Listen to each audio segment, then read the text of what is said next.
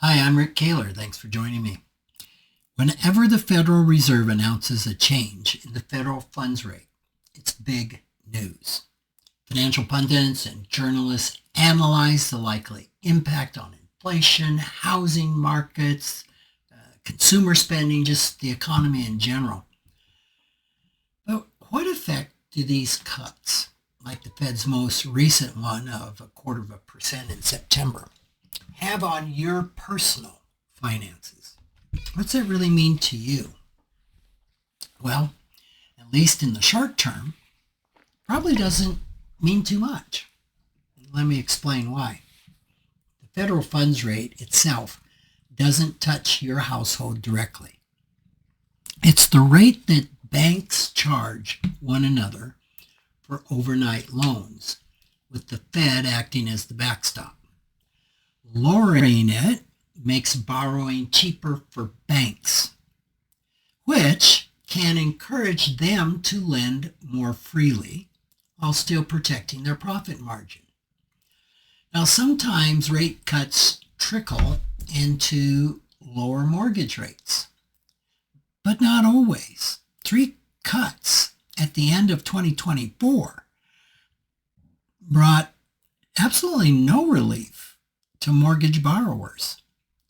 The latest one even coincided with an uptick in mortgage rates, driven not by the Fed, but by rising yields on 10-year Treasury bonds.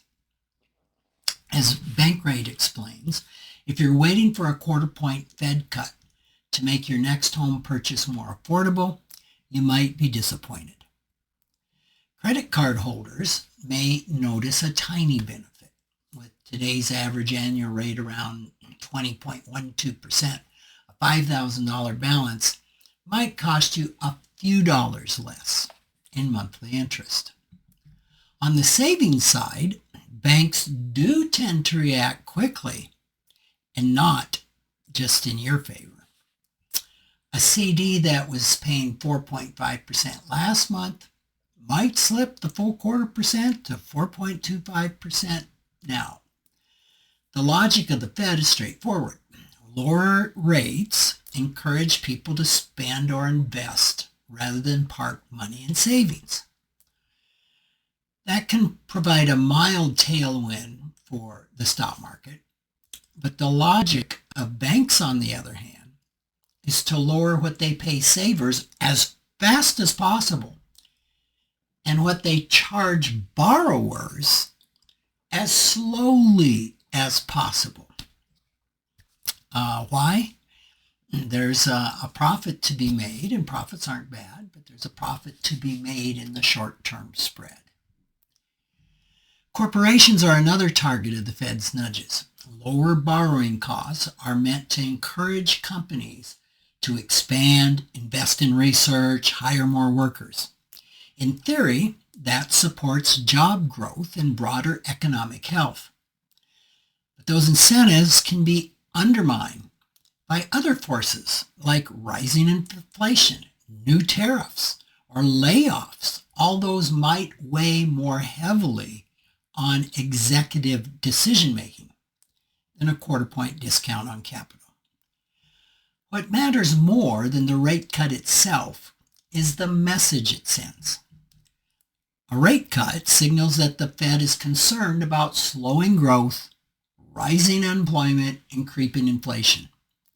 According to the U.S. Bureau of Labor Statistics, the U.S. economy has created fewer jobs than in the previous year in 7 of the past 12 months. That's about 911,000 fewer jobs in total. Inflation has also edged up.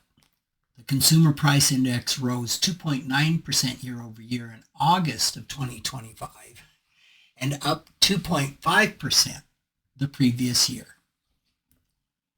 The Fed's small cut is a whisper, not a shout. It's a way of saying, we see inflation rising and we're watching closely. It's a cautious move. It's one that economists and investors really parse as much for its tone as its technical effect. It's the latest subtle shift in the delicate economic balancing act that is the role of the Fed.